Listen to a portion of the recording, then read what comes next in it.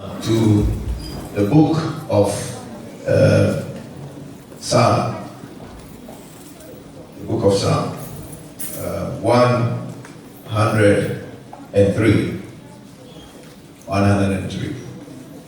We want to begin our teaching today from this particular piece of scripture. The reason why God will bless you is He's going to bless you so that when others look at you, God will be marvelous. Amen. God will look marvelous, that God will be great. People must look at your life and have a reason to serve God. Amen. People must look at your life, and desire to come into the kingdom of God. Amen. Because if all this God can give you is poverty minus zero, then there's no point of going to God. Now, do you know why? The people of Israel said, "We shall serve the God of our fathers," because their fathers were not poor. Abraham wasn't poor, Isaac wasn't poor, Jacob wasn't poor. So if they say they will serve the God of their fathers, they have a good reason to say they will serve the God of their fathers. And we want to come to a place where we too, our children, can say, "I will serve the God of my father." Amen. Oh, come on. I'll serve the God of my mother. I'll serve the God of my father. Now, do you think the children would do that if all they knew is suffering? That one egg, you divide it into 10 for all of them. One egg, when you cook it, you cut it into 10. Because you are 8 children. Daddy and mommy plus 8 is 10. So one egg, you have to divide it into 10. Do you think your children are going to say, "We'll serve the God of our daddy and mom"? No, because if this is what God will do to people who serve them, then let God park himself somewhere. You understand? I'm just trying to get you to understand that sometimes God has to come through in your life for others to look at it and say, "I want to be there." Amen. How many of you like to marry? Even if you are married, do you like to marry? How many of you like to marry? I want to see your hand. Those of you who are married, your hands are up. You don't like to marry. But why are you married? Now, how many of you like to marry? One more time. You want to marry? All right. Why did you choose to marry? For example, if all you saw that marriage is misery, how many of you like to marry? If marriage is misery, if that's all you know, that if you marry, you enter into misery. Anytime you marry is misery. How many of you marry? Nobody will. Amen? Because what you're experiencing is not encouraging. What you're seeing is not what? Encouraging. It's not moving you to do it. On the other hand, too, if your father, or more correctly, your mother, married somebody whose country is called Norway. The name of the country is Norway. And that man maltreated your mother all these years. And you saw it. Will you go and marry a man from Norway again? Why? Why will you not marry a man from Norway? From that country? You will never. Why would you? Because that thing you have seen is deterring you from doing that. The same way, if God is not showing up in our life in a certain way, it will be difficult for others to say we want to serve the God these people serve. Is somebody understand? Because the kind of things we see, the kind of things we behold, the kind of things we experience or hear has a way of influencing our decisions that we make. And so we need to believe God to bless us. We need to believe God to what? Bless us. We need to believe God to bless us. And I'm not talking about a blessing that satisfies you and your family. That's not a blessing. You may call it a blessing, but I call it a provision. It's a provision. I haven't read the scripture, but I'm in my preaching already, so let me just continue. Psalm 103, we all know it. Bless the Lord, O my soul. And all that is within me, what? Bless his holy name. Satisfy my mouth with good things. Heal my diseases. That's where I'm going. So if God is blessing you, you are giving others a reason to serve the God you serve. I mean, what's the sense of serving God, or me saying I'm going to serve the God that you proclaim, when all I see in your life is misery? All I see in your life is complaint. All I see in your life is a discussion of how difficult life is. You're not giving a reason for God, for people to serve your God. But David wrote in this psalm, he says, I will bless the Lord. Oh, bless the Lord, oh my soul. Why? Because David said, don't forget about what? His benefits. That means serving God, there are some benefits. Yes. No, there are benefits in serving God. When you lift up your hands and worship the Lord and you serve Him in any area, God will bless your life. God gives you benefits for doing that. You see, when you understand what happens when you worship and praise God and serve Him, when you understand that, the benefit will be more evident in your life. I said the benefit will be more what? Evident in your life. Why? Because in the process of doing it, you position yourself. In other words, you open your heart, you open yourself, you open your spirit for the benefit that comes whilst you are doing it.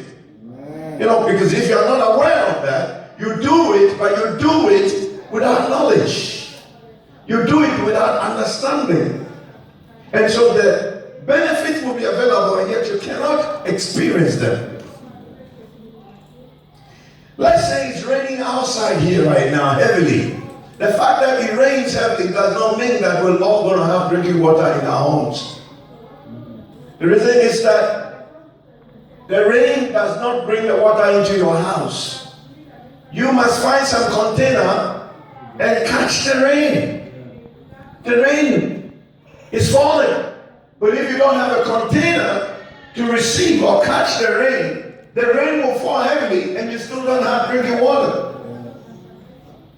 So the next Christian is having a drinking water. The other brother is having drinking water. And the other sister is having a drinking water.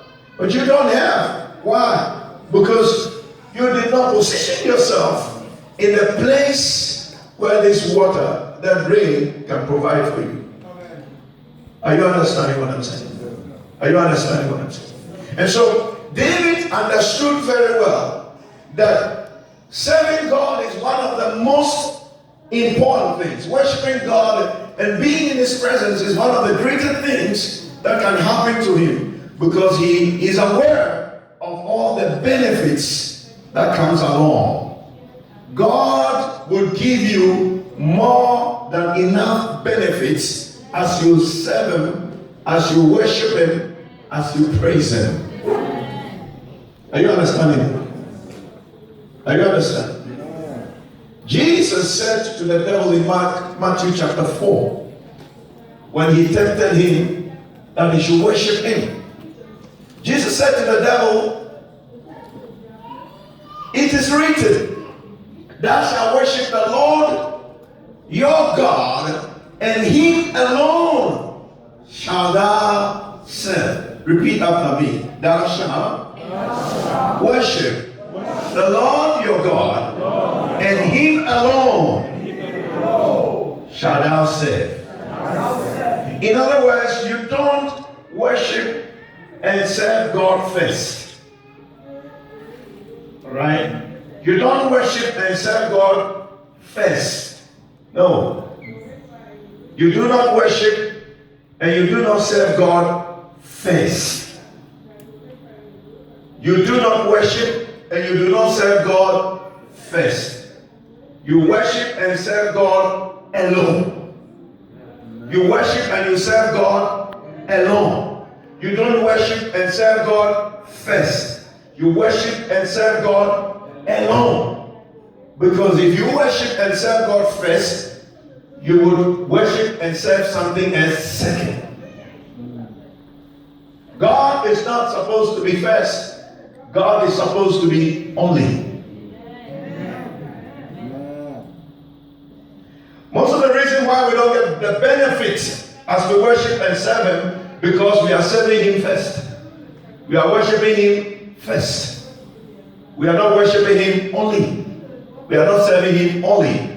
So the benefit cannot come with a simple reason that until you come to that place where God is the only God you have, where God is the only one you serve, then the benefits that is attached to that condition will then become yours. Just as we see in the life of David. David said God only. He said God only, not God first, God only. For many of us, this is the place we need to come to. That we serve God only. We worship God only. We praise God only. We give Him the honor only. Only God and God alone. In other words, after God, there's nothing. We don't serve Him and then go back and serve our traditions. We don't go back and serve cultural practices that are not glorifying God and say we have to. Yes, I understand you give what belongs to Caesar and give what belongs to God. But anything you're going to give to Caesar that is going to be against God, you have to withhold it from giving to Caesar. I might be honest with you. So there are benefits in people. There are what? But the reason we don't get them is because we serve God and other things. We serve God and other things.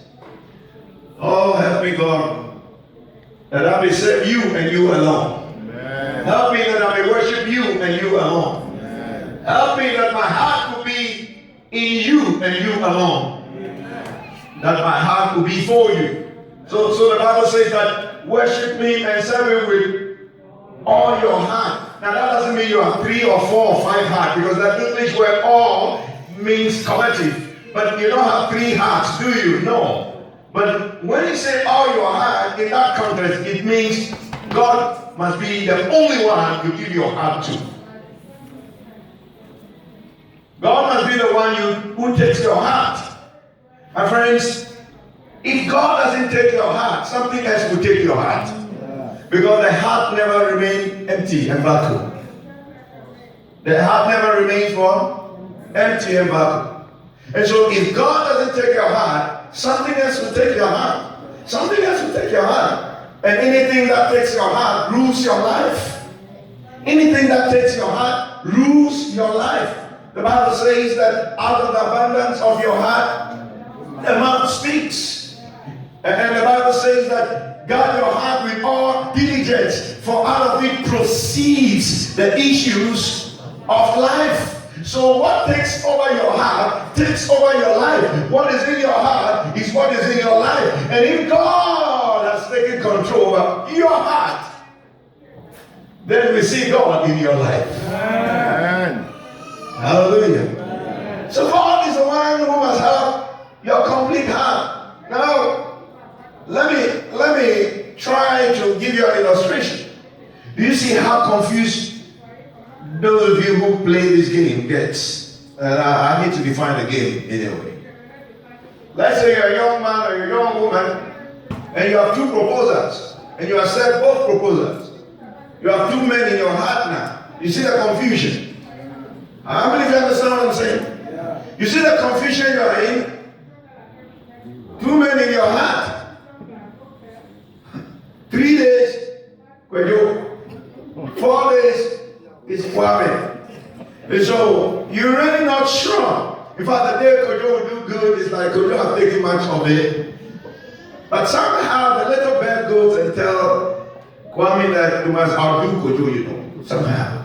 And he comes with a bigger gift. You're like, wow, over there. So you're both here and both there. I've seen that happen practically where I live. Practically where I live.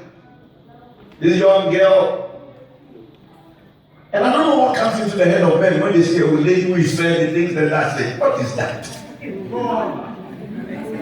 What is that? A fair lady, a fair lady, a fair lady. All the guys are going to a fair lady. Anyhow.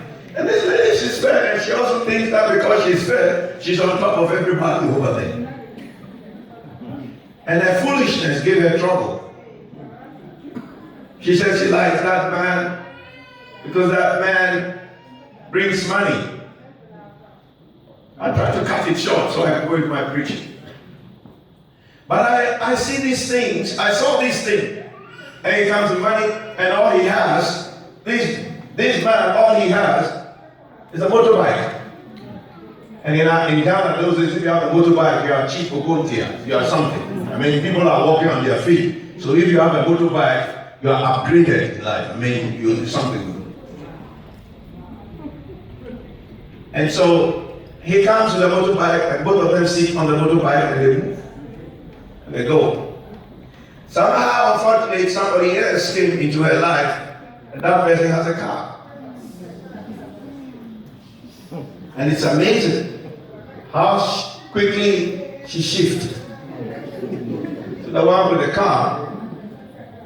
And somehow she couldn't leave the one with the motorbike as well. I think that she wanted to combine to shoot. Like they say, you're losing one, come again. Or rather, I'll go another way. They say you're losing one eye to look into two bottles. Rather. Am I being understood?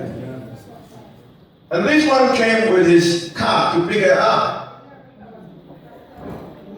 And the other one came with a motorbike to pick her up at the same time. That day, Naniba Estate, where I live, Naniba Estate became a scene as Hollywood. You know, the whole film theater. Which one would she go out to pick, to sit in? Now her heart was divided. Today over there and over there. The end of the story is that she sat in the one who has a car. And the man with the motorbike became so furious. But as you know, cars run faster than motorbikes. So you can chase him how long you want. You cannot catch up. But the trouble she got herself into is because she had two people in one hand. And that's somehow the way things happen. In fact, in the end, she lost both. Because none of them knew that anybody else was there. She lost both. And as I'm talking to you right now, she's still not married. Sure. She's still not married. She's just sick. So she thought she could have what she wanted, and she had nothing. It's not a good thing to use as an illustration, but just for you to understand that, you see, as God has saved us, He saved us for us to become His beloved. God wants us to become what? His beloved. He wants us to love Him and love Him alone. He wants us to give Him our heart and Him alone. You see, when other things start occupying the place of God, God becomes jealous. God is a jealous God. God is a jealous God. When other things start occupying the place that God must occupy, He gets jealous. And because God is jealous, certain things start manifesting in our lives. Amen? Amen. He's not going to act like you should act in your life. So the presence of God actually doesn't stay with you. It comes and goes. But when God has your heart, and He's the center of your life, and He's the center of your praise, He's the center of your worship, He's the center of your service, what happens is the presence of God dwells perpetually with you. Honestly. Everywhere you go, He is going to be with you. He's going to be with you in the sense that His presence and His glory will captivate your life. And that's why we read in the Bible, David said, where can I go away from your presence? Everywhere I go, you are there. You are there. Everywhere I go, you are there. Now the truth is that God is everywhere, but God is not in everything. So for God to be everywhere and be everything with you, your heart must be solely given to Him. Tell somebody, give Him your whole heart. Give Him your whole heart. No, say, give Him your whole heart. Give Him your whole heart. Those of you who are not saying it, you, say it to somebody, give Him your whole heart. Give Him your whole heart. Madam, look at that. Tell them, give me your whole heart. Tell them, give me your whole heart. But you see, when you give God your whole heart, what happens is that He does not just dwell within you. No, He doesn't just dwell within you. He begins to work within you. That's why he says both to will and to do according to his good pleasure. So at the point in your life, God is not just dwelling within you, but God is also working within you. God's not working. You know, when you worship God and you go deeper into higher dimension, you see the things that goes on within you. In fact, you don't even think about sin. You don't think about evil. You don't think about problems. You don't think about certain things that are prevalent in your life. Why? Because at that point, God is now working within you. God becomes an active person within you. God begins to have his way in you. And when God has his way in you, everything else will give way. Everything else give way. There are loads us with benefits. He protects us. He keeps us. He shields us. He holds us. He upholds us with his right hand of righteousness. My friend, choose to love God. My friend, choose to serve him. My friends, choose to praise him. Choose to honor him. Because God has benefits for those who serve him. God has benefits for those who worship him. He can bless you beyond your ability to contain. And listen, we're not just talking about material blessings. We are told in the scripture that all these things shall be added unto you. Amen. All things shall be added. And those things in the Greek refers to material things. Check it in the Greek if you can. But it refers to material things. Because proud to this particular scripture, he says house. He talks about people worrying about houses, worrying about money, worrying about clothes, worrying about all that. He said that's what the Gentiles are looking for. But we are not Gentiles, are we? No, we are the redeemed, so we don't look for money. Oh Lord, we don't look for money. No, we don't look for material things. We are not Gentiles to go after these things. We go after God. Somebody hearing me? We go after what? God. Don't let your heart go after all these things. Let your heart go after God. For he would give you all these things. He will add all these things when your heart goes after him. For what did we bring into this world? And what shall we take away? Naked I came and naked I will be back. Amen. Oh, glory. Hallelujah.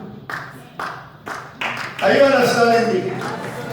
Listen, my ladies, listen, gentlemen, you know what? This life, people say it's short. I don't believe it's short. When God gave you the life, he knows it's not short. Amen. This life is not short. This life is interesting. It's not short, it's very interesting. And I'm honest to you. You determine how your life is going to look like, not God. That may sound weird. But the truth is that if God has given you enough provision and you don't take advantage and use it, do you think you are still going to get benefits and blessings? Let's see, for example, how many of you know of your natural talents that you have? And look into the book and make sure that every proportion of whatever ingredients must go in, you make sure they are in. When your food is ready, you that open your two eyes went according to the, what do you call that thing? Recipe. Still your thing is not tasting good. But the one who is talented, close the eyes and cook. Still you are licking your fingers. That is what you call talent.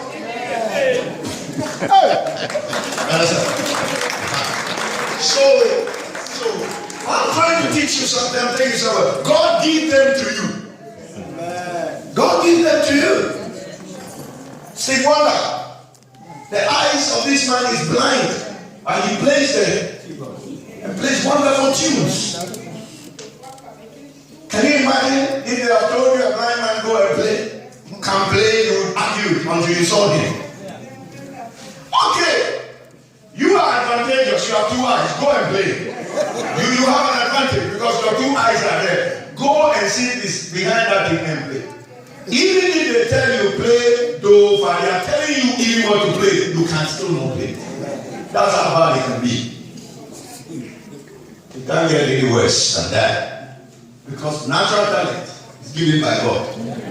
I tell you, it's given by God. You cannot compete and succeed with people who are natural talent. But there is a but. But there is a but. If you don't add skills to the natural talent, it's not going to prosper.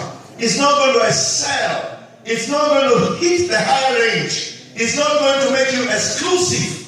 It's not going to make you a professional. It's not going to put you on the top. You have the natural talent, but if you don't put skills to it. So talent alone does not lead to success, but the additional skills are not given. Skills are acquired. Is anybody following me? Skills are not what? But is what? Through a process of training, learning, practicing systems over and over. So a skillful person is the person who, when other footballers are sleepy, is working, practicing. When others are eating jollof rice, he is practicing. When others are chewing chicken, he is practicing. Understand? That is why some of us here, even if they give us a free invitation to become models, we will fail. Because our chicken, if we can't chew that chicken and tolorifi, we will not survive. You understand what I'm saying? So even if they give you a free invitation to Hollywood and say just go a catwalk, for 1 year you do catwalk, and then we pay you, you will not even succeed because the food you eat, you can't be disciplined enough to let it go. But those people, you know what they do? When you are eating that fat, they are eating grass. They are chewing grass. You're eating fat. You pour a whole tin of milk into your tea. They don't even drink that kind of tea. The tea they drink is so bitter that if they give you 1 teaspoon, it will mess your day. Your taste in your mouth will be messed. You see, discipline to a certain level helps to make the talent become effective. Skill added to talent is what makes you a champion. You see, now God can give you all the blessing you want. But if you sit and do nothing, the blessing will just be there. That's why I say that most assuredly, the outcome of your life is not depending on God, depending on you. So never say this to me. When you find yourself in a place where you are lazy and doing nothing, say God will do it. He has already finished doing it. You must do something. Amen. I hear Christians, they are saying, Minister Ben, you know what they tell me? They tell me, I'm waiting for the Lord to move in my life. I said, then you wait forever because this God has moved.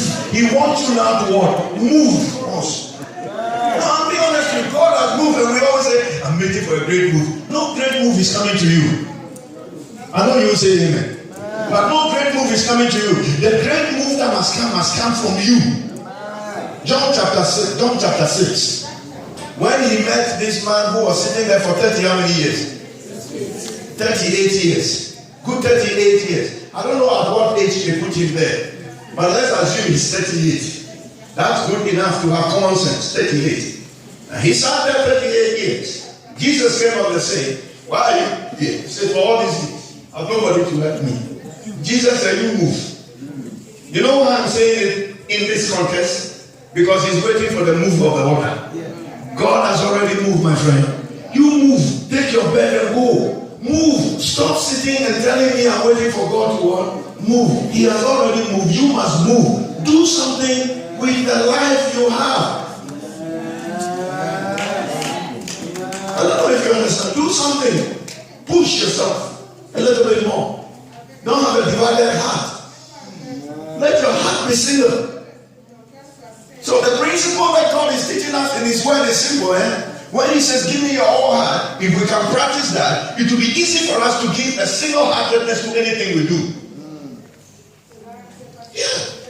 If we are able to follow that principle, giving only God our whole heart and attention, it becomes part and parcel of us, then it's easier to give our whole heart to anything else we do. Because that's part of our making. And then the benefit will start coming. The benefit will start following.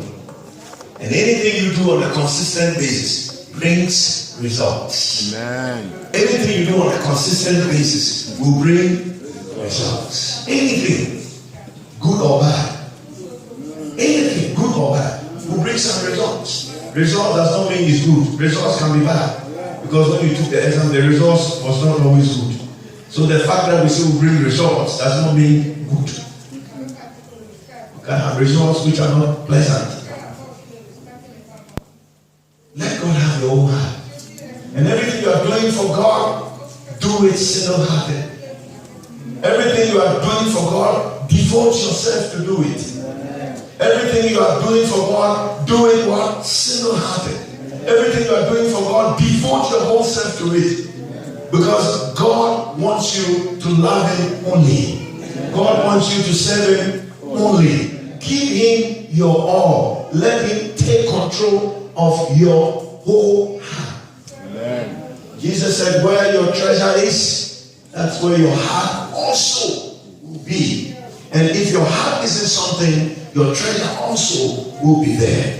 And God must be the head of our lives. God must be the center of our lives. He must be there. He must be the one we will die to obey. God must be the one we will die to obey. Jesus obeyed until death. Died to obey and love Him and worship Him and adore Him. And the benefit will follow you. A very good example I can give you is a man called David. David, when it comes to loving God and serving God and worshiping God, David is a typical example. Classic one. And he wrote the psalm, surely goodness and mercy shall follow me all the days of my life. Did you read that before? Yes, sir. David, surely goodness and mercy shall follow me all the days of my life. Then his full stop was this: I will dwell in the house of the Lord forever. That's the full stop David gave. Watch this. When something is following you, which position does that thing take? When something is following you, which position does it? America. Let's try it. And you be here. See the way you say, yeah. Goodness and mercy. Which position is goodness and mercy? Behind, not ahead. Now, you keep moving. So, her preoccupation is over there, looking forward. But goodness and mercy is forward. All the days of her life. So the two is easy. Very easy. That as long as God has my arm, and I keep focusing on Him, and I keep going in God, what will be following me? Goodness and mercy. It's not the other way around. That you are chasing goodness and mercy. But that seems to be the case of many of us. We wake up in the morning chasing goodness and mercy. We fight to get goodness and mercy. We kill ourselves to get good things in our lives. God said, no, it should be the other way around. It will follow you. That's why you should give Him your whole heart. And that will follow you the rest of your life. And then it will be easy to say, I will dwell in the house of the Lord forever. Beautifully done.